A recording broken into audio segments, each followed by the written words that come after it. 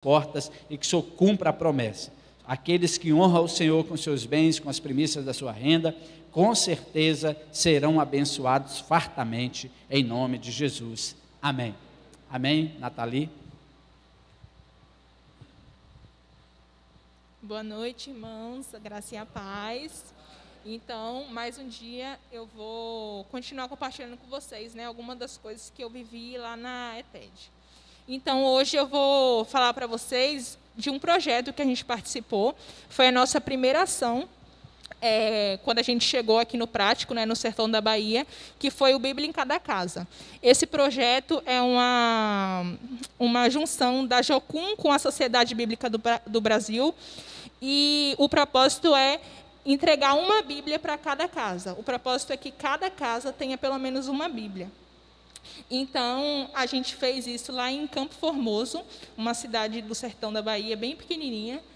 E a gente fez duplas e tal, e durante vários dias a gente percorreu toda aquela cidade, não toda, eu acho que foi mais do que 50%, batendo de casa em casa e conversando com as pessoas, perguntando se elas já tinham uma Bíblia em casa, se elas já conheciam a palavra de Deus.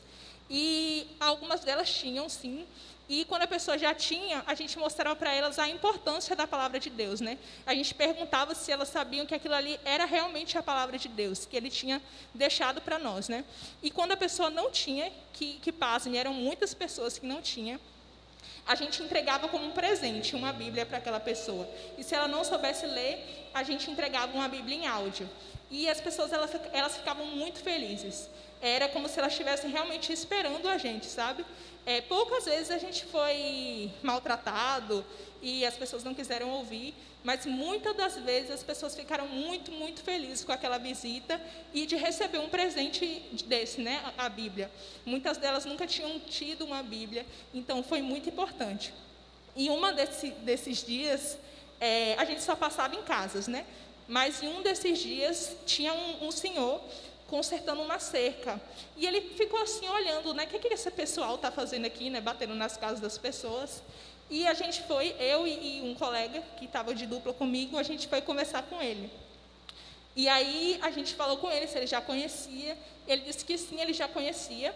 Ele estava ali porque realmente Deus tinha um propósito na vida dele, porque ele não morava naquele lugar, mas por pura coincidência, ele estava ali naquele momento exato que a gente estava passando.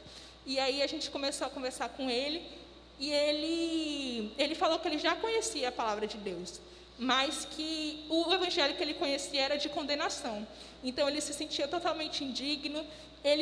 Para ele não, uma igreja para ele achava que não servia, porque ele via muitos defeitos nele e ele achava que ele não tinha forças para lidar com aquilo, E aí eu comecei a falar para ele sobre a graça de Deus.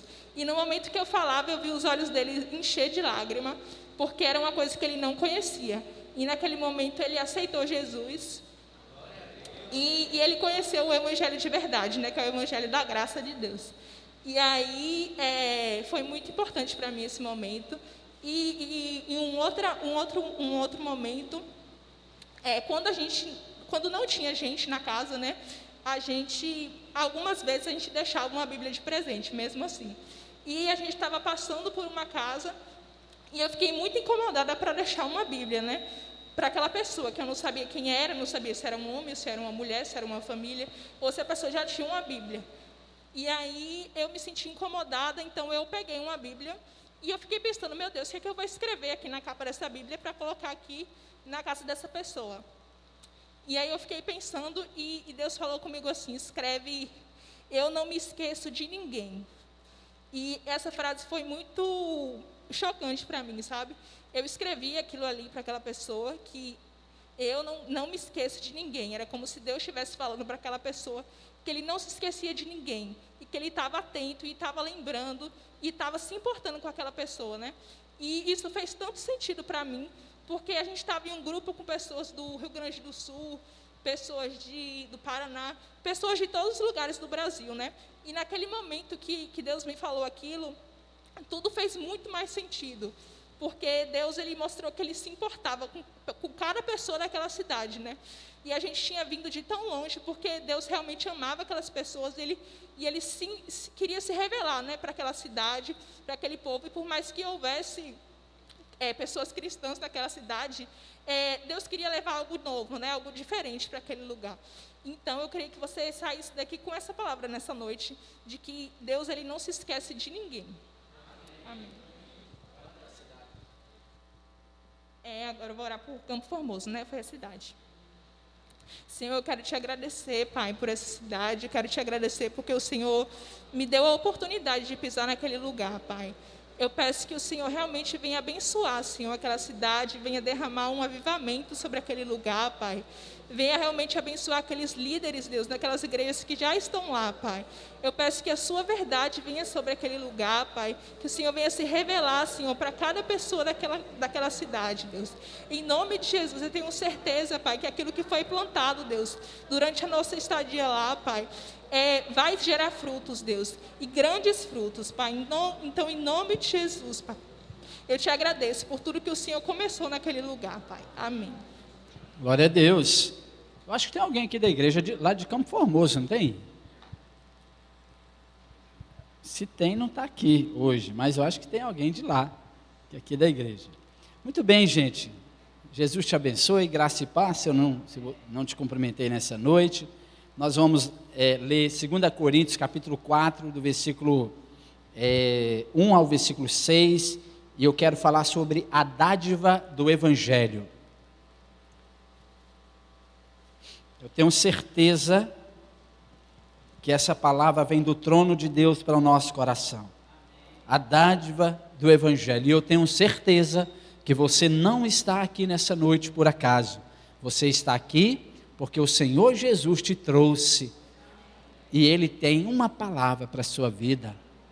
Você que está em casa, da mesma maneira, dizer para você que a palavra de Deus para você é transformadora e milagrosa nessa noite, bem como libertadora, em nome de Jesus. A dádiva do Evangelho, 2 Coríntios, capítulo 4, do versículo 1 ao versículo 6, nos diz assim. Você deixa a sua Bíblia aberta para acompanhar comigo os versículos, nós vamos expor cada um desses versículos.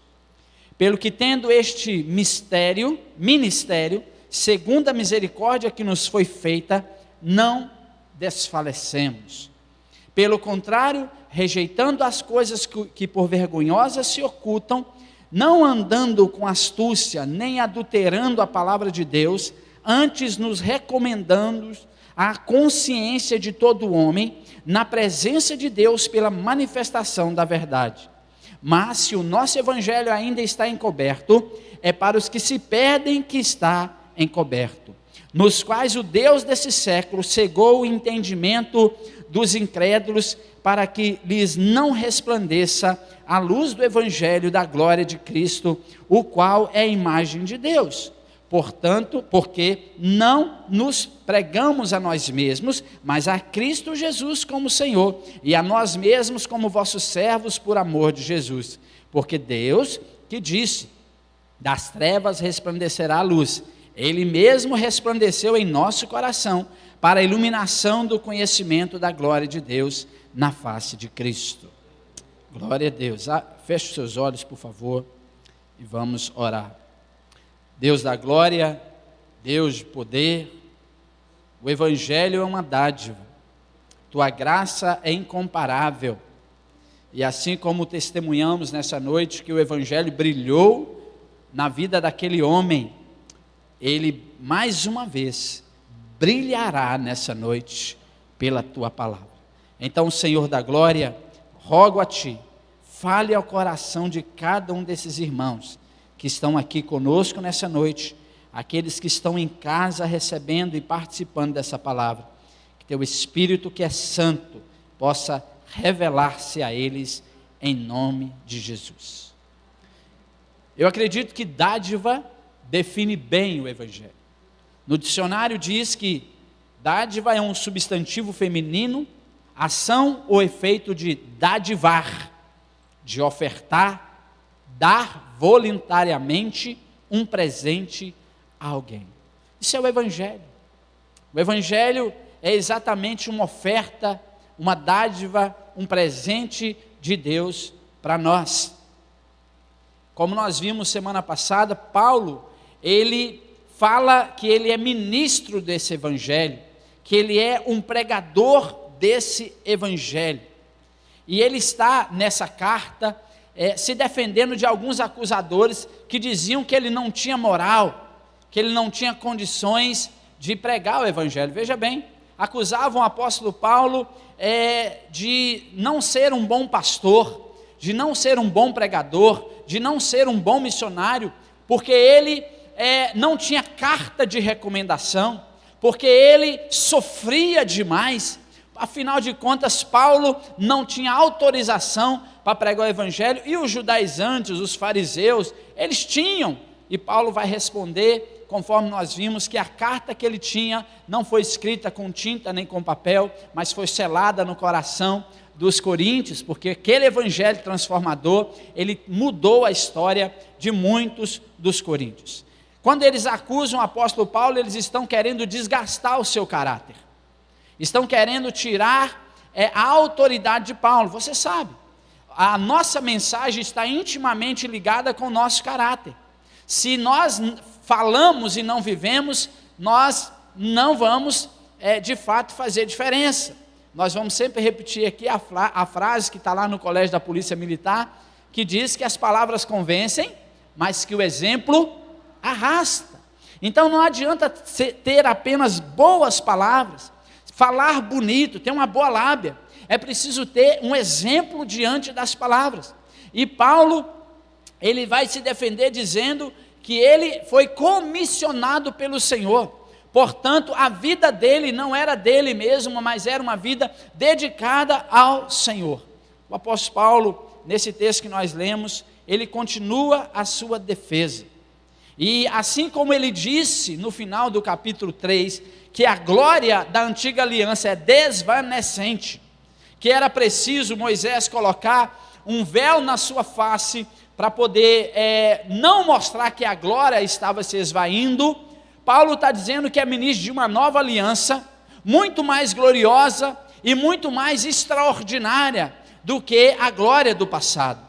O apóstolo Paulo está falando que esse evangelho que nós vivemos e que ele prega é um evangelho que é extraordinário, que gera uma transformação espetacular e que é um evangelho contínuo.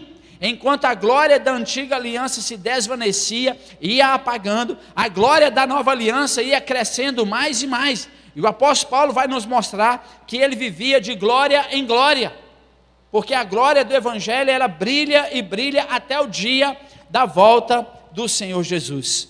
No capítulo 4 ele segue o mesmo raciocínio, defendendo o seu ministério e defendendo a glória do evangelho. E ele vai mostrar nesse texto que o evangelho é uma dádiva. E por ser uma dádiva, ele faz alguns alertas muito importantes para nós. Primeiro alerta: o evangelho é uma dádiva, portanto, não desanime. Não desanime, porque esse ministério é dado por Deus. Ele vai falar: eu recebi esse ministério da parte de Deus e por sua misericórdia. Não desanime. Por quê? Porque esse evangelho foi te dado, ele foi colocado nas suas mãos. Não desanime, porque esse evangelho, ele não foi simplesmente uma carta que foi entregue na sua mão para te autorizar a pregar, mas foi o poder de Deus que transformou a sua vida, que te capacitou para viver uma vida extraordinária. Paulo está dizendo: não desanime, porque esse evangelho é pessoal, esse evangelho é seu. Paulo vai dizer também que nós não devemos desanimar, não devemos desfalecer, porque esse evangelho, meus irmãos, ele foi nos dado pela misericórdia de Deus. Veja bem, nós não somos merecedores do evangelho, nós não somos merecedores da graça de Deus. O evangelho é uma graça profunda e nós não o merecemos, ele nos é dado pela misericórdia de Deus. Mas assim como ele nos é dado pela misericórdia de Deus, nós somos ministros desse evangelho pela misericórdia de Deus. Isso deve ser uma via de mão dupla. Eu recebi o evangelho da graça, logo eu preciso transmitir o evangelho da graça. Se eu apenas recebo o evangelho da graça e não transmito o evangelho da graça, eu estou vivendo uma vida de incoerência espiritual, porque eu não posso receber e não transmitir. Paulo está dizendo isso. Esse evangelho é seu porque foi dado por Deus, esse evangelho é seu porque foi dado pela misericórdia de Deus, portanto não desanime. Em tempos em que as pessoas têm desanimado, em tempo que as pessoas parecem que atrofiaram seus músculos espirituais, que os impedem de ir à igreja, nós somos chamados para não desanimar diante de uma dádiva tão extraordinária que é o evangelho. No tempo em que muitas pessoas, ao invés de avançar, de empregar o evangelho, em viver o evangelho, essas pessoas estão regredindo, contradizendo na sua vida o que diz a palavra de Deus, quando diz que nós não somos dos que retrocedem. Em segundo lugar, meus irmãos, o evangelho é uma dádiva, portanto, não o adultere, não o mude. No versículo 2, o apóstolo Paulo vai dizer isso. Observe comigo.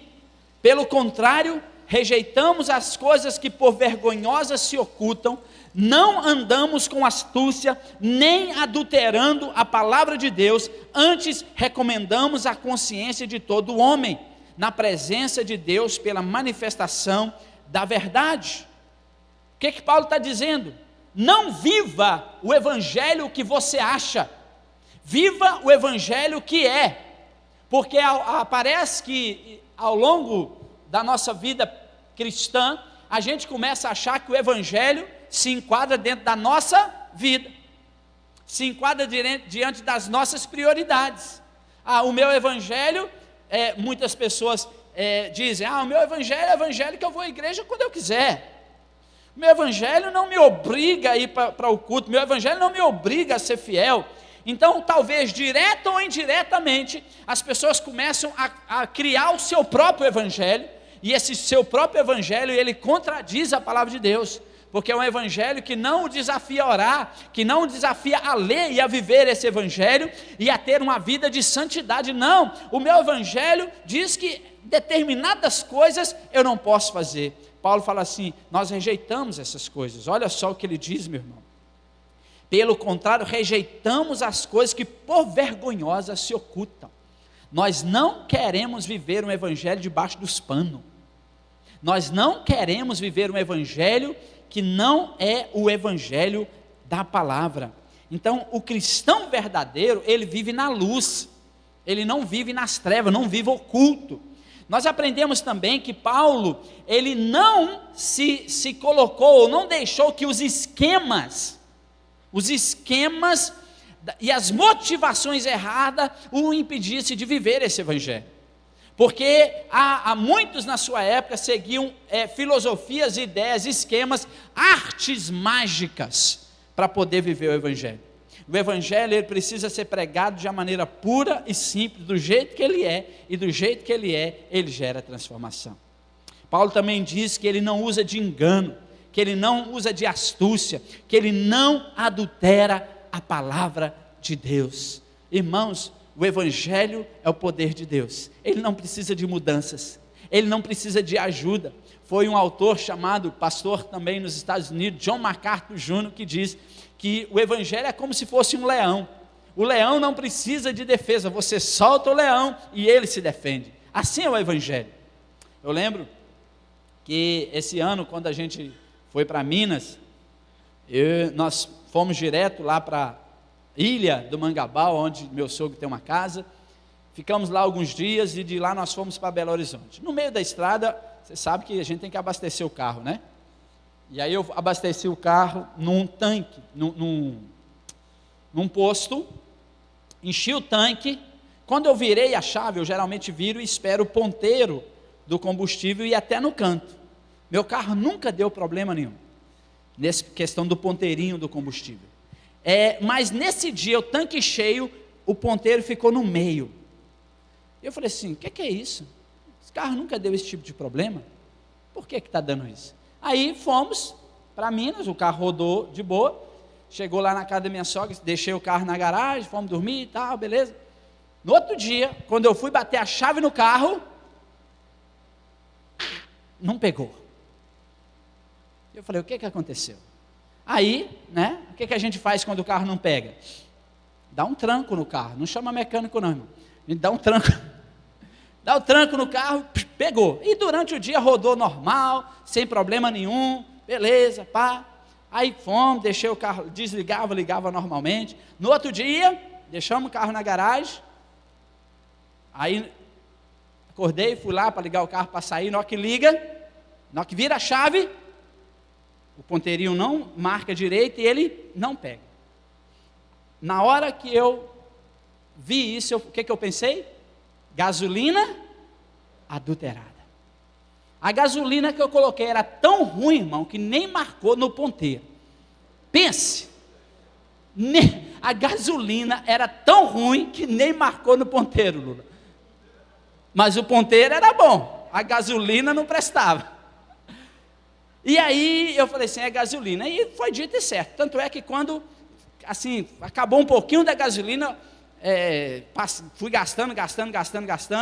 Aí eu fui no posto, coloquei uma aditivada, para dar aquela limpeza no motor. Na hora que eu coloquei a gasolina aditivada, ó, o ponteirinho foi lá no canto. Irmãos, Paulo está dizendo assim, nós não adulteramos a palavra de Deus. Nós não usamos de astúcia, nós não usamos de artimanha, nós não damos um jeitinho. A palavra de Deus precisa ser pregada, por isso é uma dádiva de Deus e ela não pode ser adulterada. Meus irmãos, prestem atenção, às vezes a gente quer arrumar um jeitinho para viver a nossa vida, a gente quer colocar uma águazinha para poder dar um jeitinho na nossa história. Mas deixa eu te dizer, somente o Evangelho de Cristo Jesus pode mudar a sua história. Somente o Evangelho de Cristo Jesus e este verdadeiro pode mudar a sua vida. E Paulo vai dizer assim, olha, eu apelo para a consciência de vocês. O que é isso? Paulo está falando assim, veja se o que eu estou falando é verdade. Eu apelo para a consciência de vocês, faça um exame de consciência. E veja se o que eu estou pregando é verdade. Você que está me ouvindo nessa noite em casa e aqui, faça um exame de consciência, se o evangelho que está sendo pregado nessa igreja é o evangelho da verdade. E veja que ele vai transformar a sua história, transformar a sua vida, porque o cristão verdadeiro vive de forma transparente na presença de Deus. Ele não precisa de falsificações. Ele não precisa viver uma vida mais ou menos. Ele precisa viver uma vida conforme a vontade do Senhor. Amém? Evangelho é uma dádiva, não precisa de adulteração, nem de quem prega e nem de quem ouve. E nem de quem ouve. A gente pode fazer malabarismo aqui, irmãos, campanha, negócio para lá, para encher essa igreja de gente, mas vai embora. Porque o evangelho é sólido, ele muda a história da pessoa, ele não dá paliativos, para que a pessoa depois se esvazie novamente. Terceiro lugar, o evangelho é uma dádiva, não o rejeite. Olha o versículo 3, por favor. Mas se o nosso evangelho está encoberto, é para os que se perdem que está encoberto. Se o nosso evangelho está encoberto, é para os que se perdem, porque aqueles que foram achados, aqueles que não rejeitaram, estão com seus olhos abertos, e estão com suas vidas abençoadas. Os que rejeitam o evangelho estão debaixo de condenação do evangelho. Para uns somos cheios de vida, disse Paulo lá no capítulo 2, versículo 15 a 16, para uns nós somos cheios de vida, para outros nós somos cheios de morte. Mas o evangelho não pode ser rejeitado. Quando nós pregamos o evangelho, eu disse aqui naquela mensagem, há dois tipos de pessoas. Aqueles que ouvem a palavra de Deus e dizem, olha, glória a Deus, é isso que eu quero. O evangelho é cheiro de quê para ele? Cheiro de vida. Aquele que, porém, que ouve a palavra de Deus e não aceita, que rejeita a palavra de Deus, ele está dizendo o quê? Eu não quero a palavra, mesmo que ele seja gentil, mesmo que ele seja agradável, mesmo que ele tenha uma lábia boa, porque ele diz assim, mas tipo assim, o evangelho é bom mesmo, o evangelho é legal, mas ele não quer saber do evangelho. O evangelho é cheiro de quê para ele, irmão? O mesmo evangelho que é cheiro de vida para um, é cheiro de morte para outro. Eu te pergunto, nessa noite, o evangelho está cheirando o que na sua vida? Está cheirando o que na sua vida? Porque vai depender se você o aceita ou se você o rejeita. O evangelho, ele tem um poder intrínseco, como eu disse, ele é como um leão, você solta e ele se defende. Não depende simplesmente da resposta do ouvinte, ele vai causar um impacto. Irmão, ninguém fica em cima do muro diante do evangelho. Ou você se entrega completamente a Jesus, ou a sua vida vai ficar completamente destruída e longe do Senhor.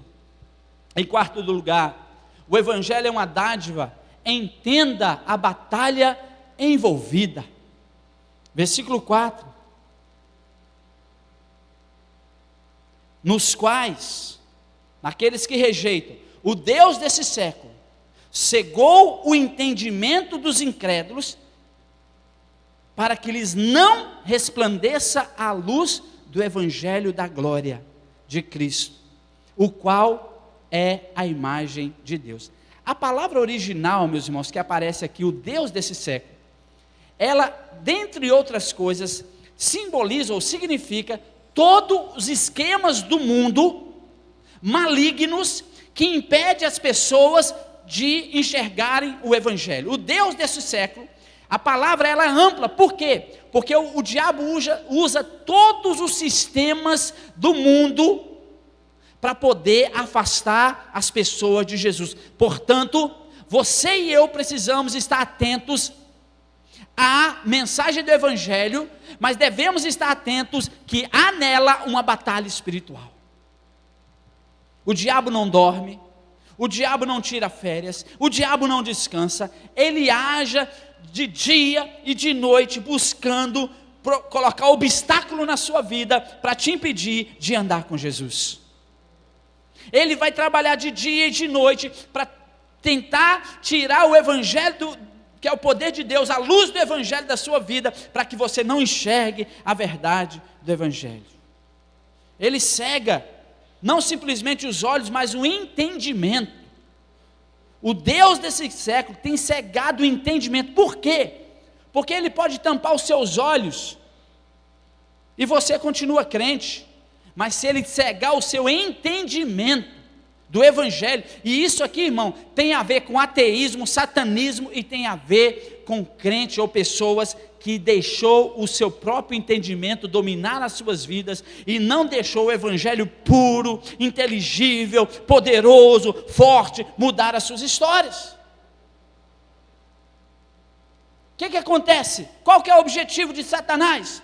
Matar e destruir.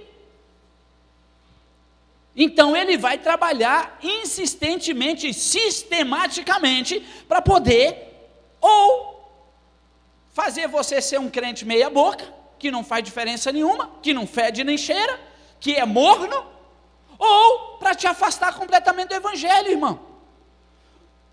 O diabo, ele tem diversas estratégias. Pense você, existem pessoas que estão completamente nas garras de Satanás, dentro do boteco, dentro de uma festa, dentro de uma boca de fumo, sendo traficante, sendo estelionatário. O diabo já tomou conta do cara, cegou o entendimento dele para o evangelho. E se você prega o evangelho para ele, ele pode até te rejeitar ou brigar com você, porque ele está cego. Mas o diabo também cega pessoas dentro da igreja. Se por uma vez ele cega uma pessoa lá na boca de fumo, ele cega alguns crentes que não foram libertos ainda completamente, vive uma vida mais ou menos, vive uma vida meia boca e está achando que está vivendo o evangelho, se torna um estorvo na igreja, um problema na igreja. Por quê? Porque o diabo conseguiu infiltrar na mente, no coração dessa pessoa, não diretamente, mas como se fosse um encosto. Ele está ali do lado dela, sugestionando: não vai para a igreja não, fala mal do pastor, fala mal do seu líder, fala mal do louvor, fala mal da igreja. E o diabo está lá, e espalha isso, espalha para o ar, e quando o irmão chegar para você, convidando você para a igreja, dá uma quebrada nele. Está lá, meu irmão, o diabo trabalhando na mente de muita gente para se tornar um estorvo, uma miséria dentro da igreja. O Hernandes Dias Lopes, nós gostamos tanto, ele fala que o diabo, ele cansou, em Atos dos Apóstolos, teve um momento que ele cansou de perseguir a igreja, e ele começou a se infiltrar dentro da igreja. Ele cansou de matar os crentes, agora ele quer entrar na vida, na mente de muita gente. A gente tem que ficar muito esperto, porque é uma batalha envolvida, meu irmão. Se você não entender que você precisa entregar a sua vida para Cristo verdadeiramente e viver um evangelho de verdade, sabe? Ler Bíblia todo dia, orar todo dia, ir para os cultos da igreja, participar dos pequenos grupos, ter uma vida disciplinada na presença de Deus, você está correndo um risco seríssimo de estar nas garras do diabo. Quem é que está falando isso? É o pastor Genildo? O Deus deste século, que é toda a estratagema de Satanás, ele tem trabalhado avidamente, insistentemente, para cegar o entendimento do incrédulo.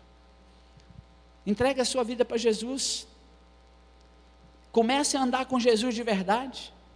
O inimigo vai se levantar, mas você vai estar tão forte que ele se levanta para cair, porque você está com Cristo, você está com Cristo, você está com Cristo. Amém? Quinto lugar, o evangelho é uma dádiva, ele é sobre Jesus. Versículo 5, olha aí comigo, coisa linda. Porque não nos pregamos a nós mesmos, mas a Cristo Jesus como Senhor, e a nós mesmos como vossos servos, por amor de Deus. O evangelho é uma dádiva porque ele é sobre Jesus, não é sobre nós. O foco da pregação de Paulo é sobre Cristo e não sobre si mesmo, é isso que esse versículo diz.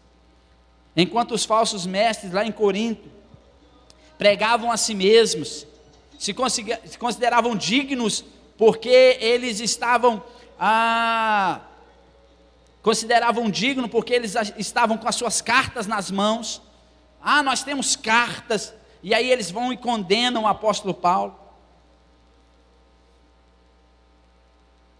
Vocês estão vendo, a gente fala do encardido, aí passa um filho de Deus com um som alto, para tirar o raciocínio da gente. Vocês acham que o diabo está brincando, irmão? Brinca não, fica esperto aí, viu? Jesus está voltando. Amém? Estão conectados comigo ainda? Amém? Estão ligados? Então, estamos terminando, falta 2 só. O evangelho é uma dádiva, ele é sobre Jesus, ele não é sobre nós. Não é sobre mim, não é sobre você. Quando você pregar Jesus, você exalta a Jesus, você não exalta a si mesmo. O mensageiro do evangelho não é uma celebridade. O crente não busca holofotes, ele exalta o Senhor. O crente, na verdade, ele é um holofote, e ele brilha na direção de Cristo, ele foca na direção de Cristo. O crente, ele não é dono da igreja, ele é servo da igreja, disse o apóstolo Paulo. Ele não é dono do evangelho, ele é servo do evangelho, ele serve a igreja de Cristo, e diz Paulo, como escravo. A palavra aqui é a ideia de escravo. Ele serve as pessoas porque ele ama Jesus e ele está a serviço de Jesus. Você entende? O evangelho é sobre Jesus, não é sobre mim, não é sobre você. Nós não estamos atrás de ser servidos, mas de servir e abençoar as pessoas. Vocês estão entendendo, meus irmãos? Essa perspectiva muda completamente a nossa ideia sobre igreja. Porque tem muita gente que vem para o culto querendo ser servido, vem para a igreja querendo ser servido, e aí quando não é servido, sai com raiva, ou quando não é servido do jeito que ele gostaria de ser servido, aí ele vai embora, e fala mal, e briga, e esperneia. Por quê? Porque ele quer ser servido, ele quer ser observado, ele quer que faça do jeito dele. Paulo está dizendo assim, não é sobre nós, irmão, é sobre Jesus. O evangelho é uma dádiva, é sobre Jesus. Em último lugar, o evangelho é uma dádiva, ele é transformador. Versículo 6 diz assim: porque Deus que disse, das trevas resplandecerá a luz. Deus é que diz, das trevas resplandecerá a luz. Assim como a terra era sem forma e vazia, e disse Deus, haja luz.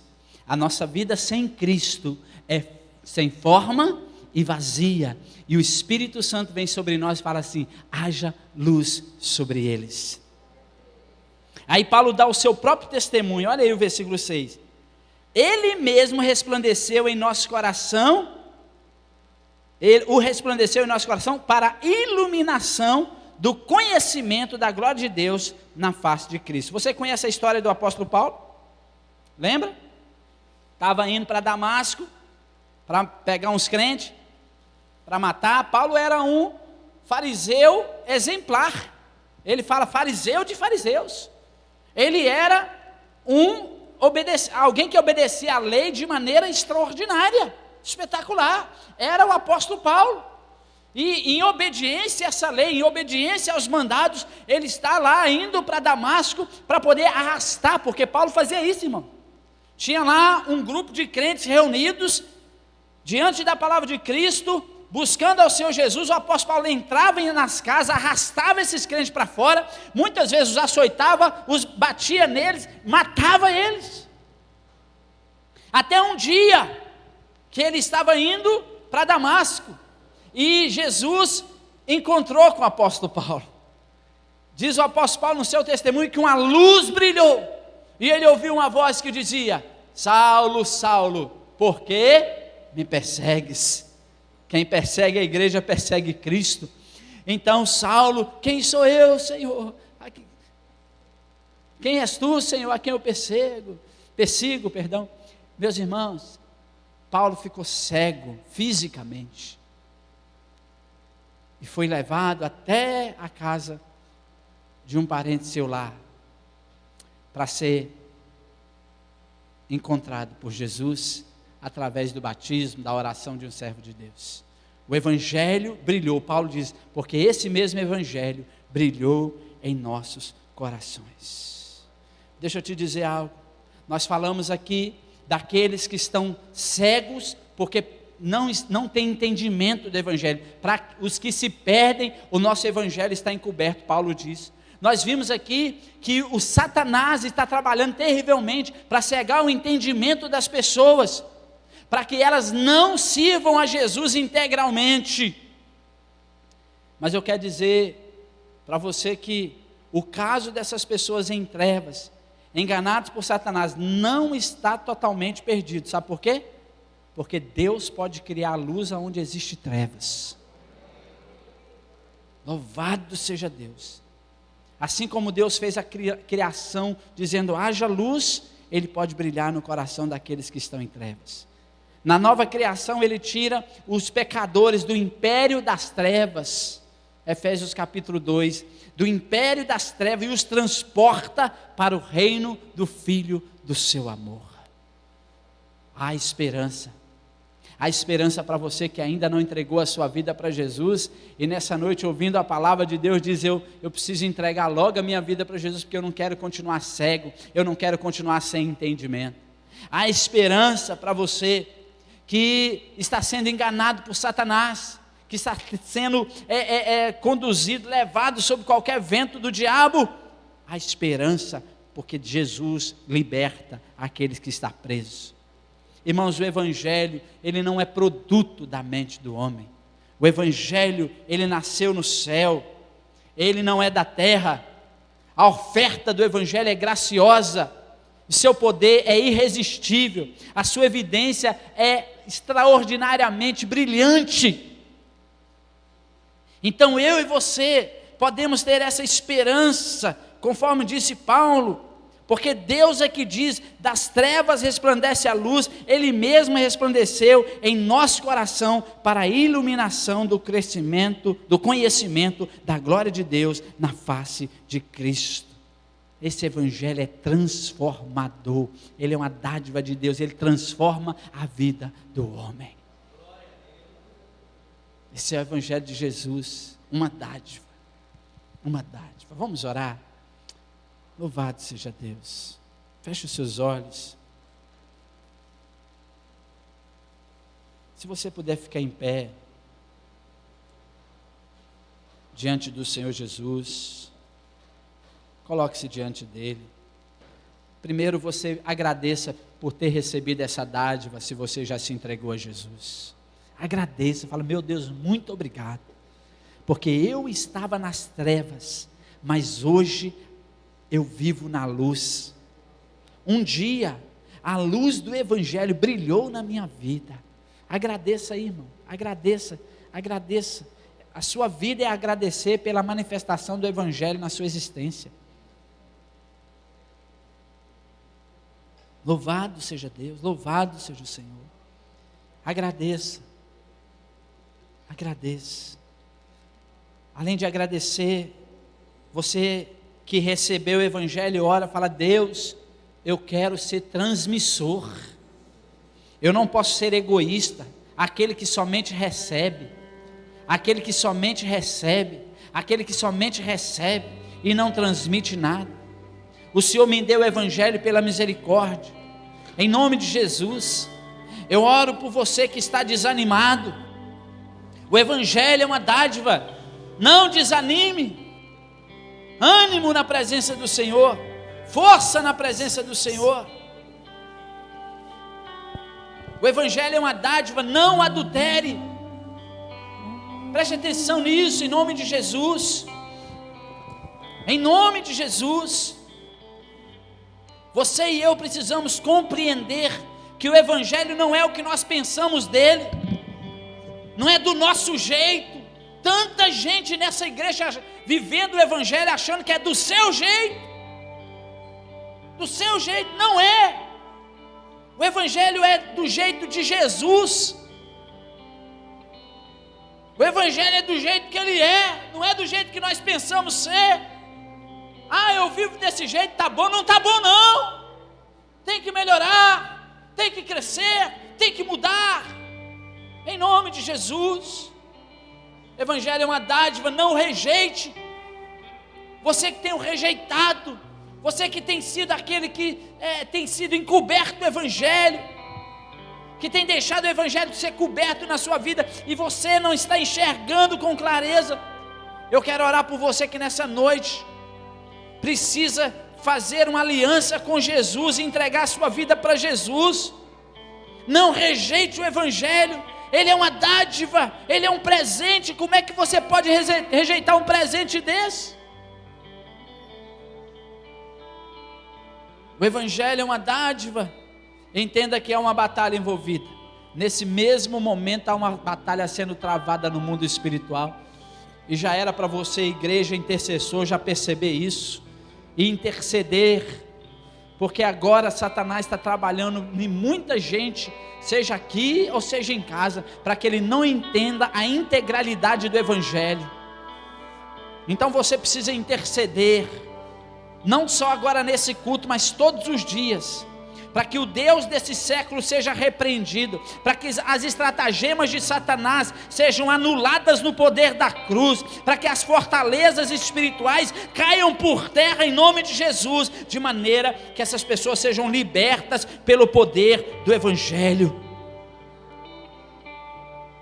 Há uma batalha envolvida, mas louvado seja Deus, porque maior é o que está em nós do que o que está no mundo. Louvado seja Deus. Há uma batalha envolvida, mas em Cristo nós somos mais que vencedores. Louvado seja o nome do Senhor. Há uma batalha envolvida, mas quando Jesus chega, os demônios têm que bater em retirada, em nome do Senhor Jesus. O Evangelho é uma dádiva, meu irmão, ele não é sobre mim, não é sobre você. Larga essa soberba do seu coração. Para de achar que é sobre você. Para de querer aparecer. Para de ficar ofendido com qualquer coisa. Você precisa se libertar, você precisa de cura. Entenda isso. Se anule pelo Evangelho de Cristo. Não sou eu mais que vivo, mas Cristo vive em mim. E esse viver que eu vivo agora na carne, vive pela fé naquele que me amou e que se entregou por mim, diz a palavra. Evangelho é uma dádiva, meu irmão. Ele nos transforma. Eu sei que o Evangelho está gerando vida nessa hora. Eu sei que o Evangelho está gerando cura nessa hora. Eu sei que o Evangelho está gerando transformação nessa hora. E nós, como pregadores do Evangelho, como pastores, presbíteros, diáconos, líderes de ministério, professores de escola dominical, creem no sobrenatural de Deus, creem no milagre de Deus, creem no poder de Deus. Ele está transformando, assim como transformou a nossa vida, iluminou-nos e nos tirou das trevas, e hoje nós vivemos no reino do Filho do seu amor. O Evangelho é uma oferta graciosa, é um presente extraordinário, seu poder é irresistível. Eu queria que você se rendesse ao Evangelho nessa noite, eu queria que você se rendesse a Cristo nessa noite, que você vivesse o Evangelho de Cristo, um compromisso mais profundo,